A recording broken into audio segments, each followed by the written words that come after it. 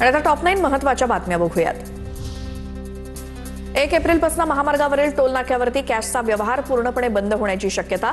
देशात डिजिटल टोलला प्रोत्साहन देण्यासाठी भारतीय राष्ट्रीय महामार्ग प्राधिकरण निर्णय घेण्याच्या विचारात। नागपूर मेट्रोच्या प्रवासी संख्या वाढवण्यासाठी महामेट्रोने कंबर कसली। महामेट्रो 300 फीटर बसेस सुरू करणार। जून अखेरपर्यंत डीपीआर तयार होणार असून राज्य सरकारकडे निधीची मागणी केली जाणार। नाशिकच्या कुंभमेळ्यासाठी 6000 स्वयंसेवकांना प्रशिक्षण देणार। भोसला सैनिकी महाविद्यालयाशी करार करून विद्यार्थ्यांना प्रशिक्षण दिलं जाणार। कुंभ पर्वामध्ये स्वच्छता, वाहतूक यासोबतच 5 क्षेत्रात विद्यार्थी काम करणार। गडचिरोली जिल्ह्यामध्ये माओवाद्यांचं स्मारक पोलिसांनी उद्ध्वस्त केलं। मुख्यमंत्री देवेंद्र फडणवीसांकडून गडचिरोली पोलिसांचं कौतुक।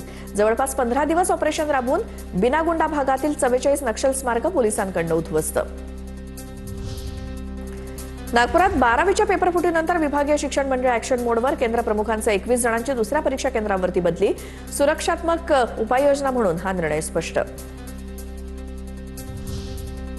नाशिक ग्रामीण पोलीस दलात 380 जागांसाठी भरती प्रक्रिया सुरू। भरतीसाठी शनिवारपासून मैदानी चाचणीला सुरुवात।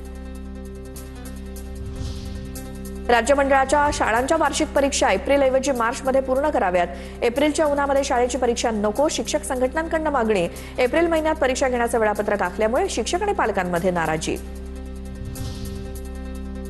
बंगालच्या उपसागरात निर्माण झालेल्या कमी दाबाच्या पट्ट्यामुळे महाराष्ट्रात पुढील 5 दिवस तापमानात वाढ होणार। तर दक्षिणेकडील 10 राज्यांमध्ये पाऊस पडणार। हवामान खात्यानं वर्तवला अंदाज।